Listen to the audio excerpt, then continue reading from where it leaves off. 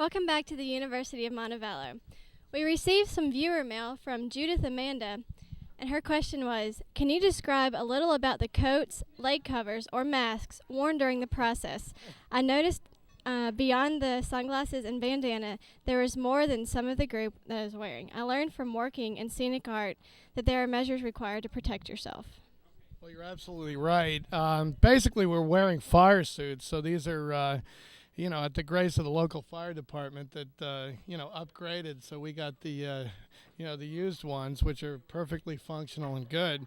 If you were there in the previous broadcast, obviously when we started it, we didn't need as much on, and now I've got, leather covers over my forearms. Underneath this, obviously we got leather gloves.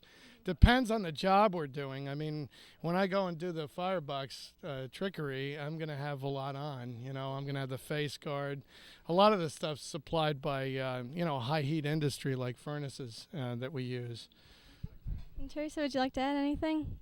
Well, at first the leather is sufficient, but at these temperatures, you really need that proximity suit. There's just nothing like that to keep the heat off of you. Of course, you get hot underneath. If you look at Scott, you can tell that. Yeah, look at me. All right, well, thank you both. Yeah, that's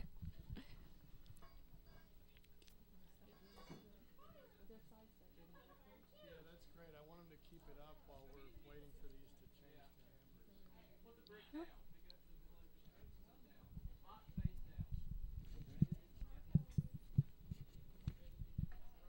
What you're seeing right now is fire stoking.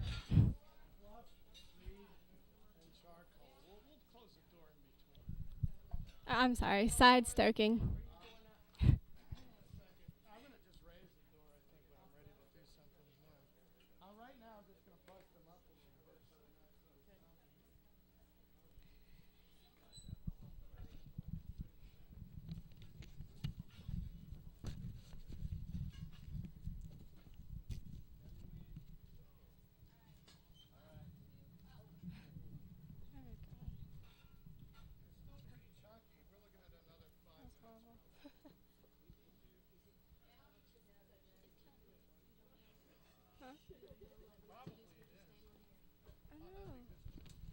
I can't hear her that well either. I can't either. You can't.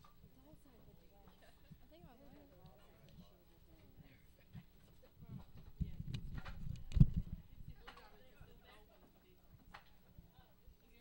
This is gonna be the worst one we've done so far. I don't see any today. It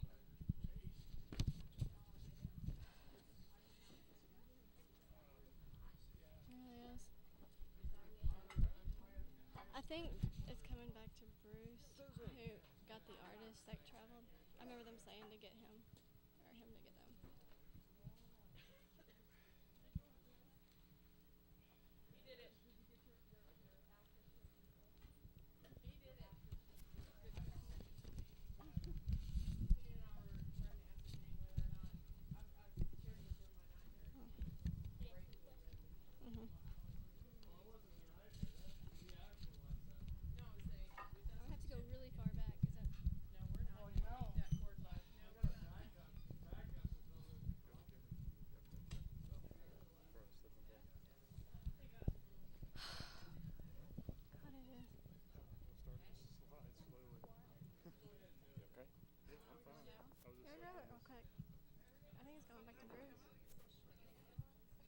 Oh, that is a tired person.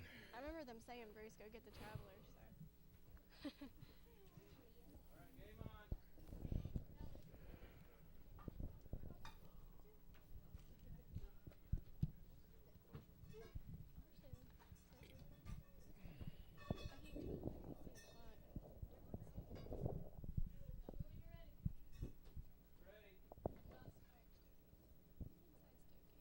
You're watching the side stoking. They are coordinating their efforts.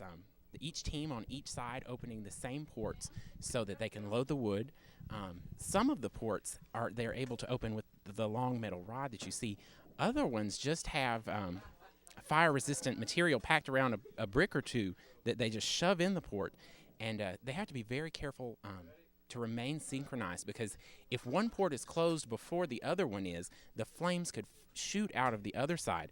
We actually saw that happen a little bit earlier. The fire almost got out of control, and there you can see the flames just shooting out of the kiln.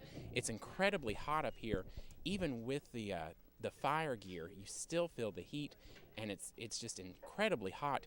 Right now, they believe that the inside of the kiln is around 2,300 degrees. And we were speaking with Dr. Meyer earlier this week, and he said that the top temperature is about 2,400. So they're very close. And they do this about every 10 minutes. They go down, opening the ports and throwing in 5 or 6 pieces of wood in each opening to evenly distribute the flame and the fire and the heat inside of the kiln, so that all of the pieces, whether they're in the front, in the middle, or in the back, are all at the same temperature, and it's a constant temperature, and that's why they do it every 10 minutes. And at the beginning of the burn, or of the firing, there were just stacks and stacks of wood all along the kiln, and now that they're almost done, most of it is gone, and it's just incredibly hot up here, and you can see they're going down to take a much-deserved break. And we are at the top of the kiln. There you see some of the flames shooting out from around the ports. We were speaking with them earlier about exactly when they know to add more wood, and they said when the flame gets sucked back in, they know that it's time to add more wood into the kiln. You're watching Kilncast here at the University of Montevallo's Anagama kiln, known as Fat Bastard. We're going to take a quick break, but we'll be right back.